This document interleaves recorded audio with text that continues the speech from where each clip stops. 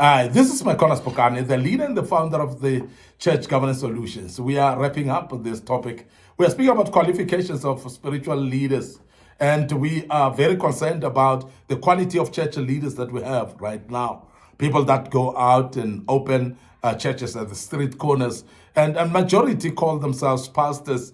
Of course, some call themselves the prophets, but they actually self-ordain. These are the people that don't have a proper quality of being leaders, but yet they become spiritual leaders because they call themselves in the name of pastors, apostles, and prophets, and sometimes evangelists, and they are not even near to that. So there are some qualifications according to the Bible, and that's what we are outlining. And today we are dealing with part 5 of this great topic, and we hope that it will actually help you as we do so.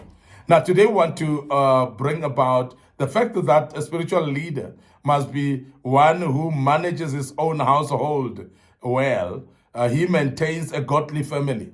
Now, we are saying it must be somebody who manages their home well, somebody who is actually leading a spiritual family. And this is very important because your spiritual family actually will resemble the way you will actually lead the church or you lead the people of God. And we have seen early in the Bible whereby he was struggling actually to manage his own family. And he was a spiritual leader of note. Then it became very difficult for him to manage spiritual matters when he couldn't manage his own family. And we want to emphasize that it's very important that as a spiritual leader, you are able to manage your own household and your own children, your own wife, your own husband. You are able to manage that family to an extent that it's seen as godly family.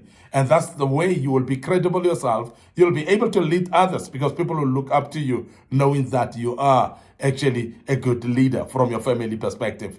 Now, firstly, Timothy chapter 3, verse 4 to 5 says that an overseer must be one who manages his own household well, keeping his children under control with all dignity. But if a man does not know how to manage his own household, how will he be able to take care of the church of God? An elder's home life is an essential consideration before he can lead in the church. He needs to be looking at his church. He must demonstrate his spiritual leadership within his own household in the context of his own family. And this is very important that we have to read that.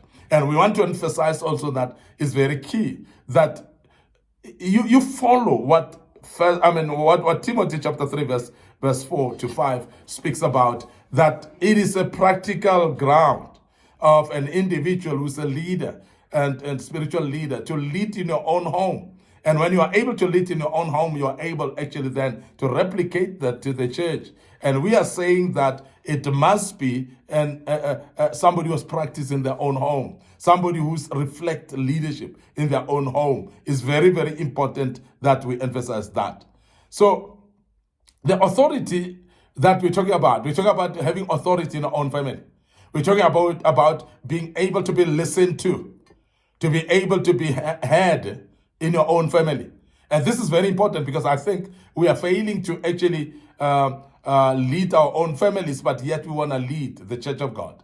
And we want to emphasize that this is very important, that people that are to lead a church, people that are to lead the people of God must be able to lead their own family, must have authority first in their own place. Now, you must be a manager of your own home if you are to be a spiritual leader. That affirms the consistent biblical teaching on male headship in the home, whereby it says a man shall be the head of his own family. So this actually resembles that. Obviously, there are shared responsibility between husband and wife in a family, and the wife manages many tasks within the home, but the husband must be the leader. And that's what the Bible teaches. So therefore, in that regard, when you are a spiritual leader, you must be able to be a proper head of your own family in the sense of guiding them towards the things of God. Actually lead them in the ways of God. And the same Greek word here translates rule. It appears in 1 Timothy chapter 5 verse 17. The elders who rule well are to be considered worthy of double honor, So an elder ability to manage the church is affirmed in his own home. Because when you manage in your own home, you are able to manage in the church. And when you manage in the church, you must be able to manage in your own home as well. This is very important. So therefore, he must be strong spiritually, and he must be strong spiritual leader in the home before he is qualified to lead in the church. And this is very important. And we must emphasize that as church governance solutions, that many of us ignore this fact that when you are a church leader, you must be able to lead your own home first. So you must manage your home well. There are many men who manage their home, but they don't do it very well. So the desired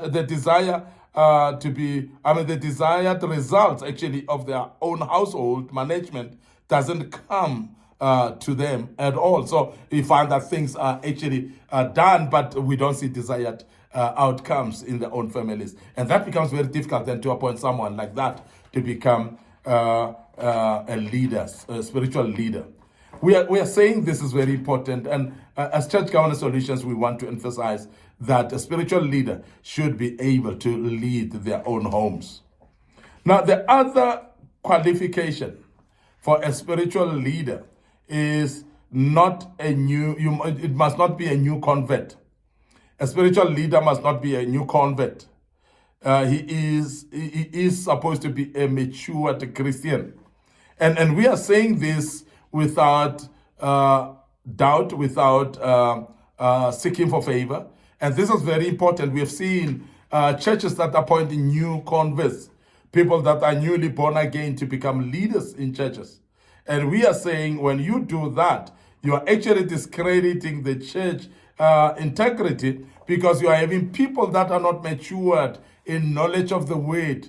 We have said in the past lessons that the leader, spiritual leader, must be able to teach the word of God. And a new convert is not matured enough to be able to lead in the house of the Lord. So therefore, we are saying, let the person that becomes a spiritual leader not become a new convert. It must be a matured Christian. So humility is a very important spiritual characteristic that we have not yet mentioned in our considerations of leadership qualifications. But I must mention that humility comes also with maturity, because it's difficult to actually have humility when you're not matured enough. And we must actually emphasize that humility as one of the qualifications of spiritual leaders is because it relates to being matured Christian, because humility goes, as I said, with maturity of children. So Paul didn't specifically list humility in his passage when he was teaching Timothy. It is the obvious point of contrast in his cautious about the spiritual pride, because what he said is that you will have spiritual pride, and you don't need to have a spiritual pride when you're a leader. So therefore, it means then you must be humble enough. You must be matured and be humble. Now, if we are to look at the idea is that an elder should not be a novice to the faith of newly baptized, because if you are going to be a novice, you're not going to be able to lead people in something that you don't know. You're not going to be able to lead people in something that you're not yourself.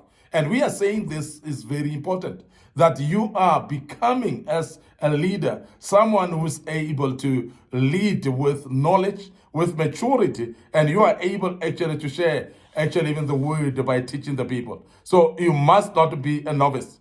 This is the only occurrence of it in the New Testament where we're speaking about you must not be a novice. And Paul was speaking to Timothy regarding this. And we are saying that you must not be a new convert when you are to be a spiritual leader. And that's very key that we emphasize that.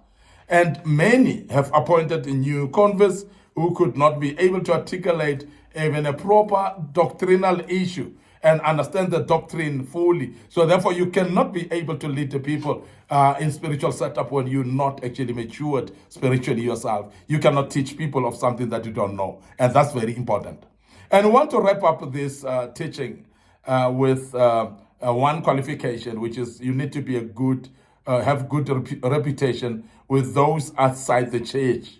So a spiritual leader must be well respected by non-Christians as well. And this is one thing that is not often mentioned, that when you are a spiritual leader in that community, they must hold you to high esteem. They must look at you and hold you at a high regard. You cannot open a church in a community that doesn't respect you, that doesn't honor you, the community that doesn't see you to be a spiritual leader. So it's very important, because when you are a spiritual leader, remember, you're not only leading the people in your church, you must be a spiritual leader in the community, that people can look up to you and respect you, knowing that you are a true spiritual leader. And this is very important that we emphasize, because there are many of us who ignore the reason that you need to be actually known in the community as somebody reputable as well. You must actually, your life must reflect actually the leadership in the community. That's very, very important. Now, the word reputable, we're talking about with to be above reproach. We've said that in the past. So the community must be able to testify that this is a man of God. So outside the church has reference to those who are not believers. We're talking about an elder must be then seen as the people, as a person who's having reputation, actually, with your integrity in the community, with your love for the community. You must actually be somebody who's seen as somebody by the community, respecting you as somebody who's actually welcomed by the community. So your integrity, your love, your kindness in the community, your gentleness and generosity as well must be seen by the community, and they must be able to testify that this is a man of God. So therefore, you must actually show goodness among those in the community, and who know you, and who actually would actually testify that we know this person is a man or a woman of God. That doesn't mean people will necessarily agree with your theology. No, we're talking about your gentleness, your love, and just your humanity. People will agree. People may not be coming to a church, may not be agreeing with what you're teaching, your theology, and so on. In fact, there might even be some antagonist towards your Christian faith or your Christian convictions, but the community in general, they must see you as a person and a man of character. This is very important, because when the community see you that way, they cannot dispute that. And that is an important qualification, because an elder can have a godly influence on his community if it has to it has enough respect for him. That would bring reproach on Christ as well. So that's very, very important. And we also want to emphasize that the word in this verse that we have just mentioned in the book of Timothy, translated reproach, means disgrace. It is said to consider how many men have disgraced the Lord and his church because of how they live, their lifestyle, and how they approach things in the community. And we have seen that happen, particularly in the churches of today. And we want to emphasize that we need to restore godly order in the house of the orderly God. That's why an elder must be blameless, and the elder must be with good reputation as well. We want to end up here today. Your host, MIcornus Phokane. I'm the leader and the founder of Church Governance Solutions. And we are actually ending up this topic. We hope that it has actually given you a clue and a picture of qualifications of church leaders or spiritual leaders. And we hope that you will actually follow us and join us in the teachings that will actually be bringing forth. And we want to urge you to share our social media platforms. Our Facebook page is MIcornus Phokane, and the Facebook page, Church Governance Solutions. So please like those pages, follow us on them as well. So don't forget, our YouTube channel is under Young Men Empowerment Forum. We are saying subscribe to the YouTube channel, click notification button there as well, and the good Lord will bless you as you do that. Our TikTok account under MIcornus Phokane as well, and that will be a blessing for you. Share the platforms, our social media platforms, with your loved ones, with your colleagues at work, with your peers as well, and the good Lord will bless you as you do that. Until we meet again with another topic, allow us to check out right here and say cheers for now.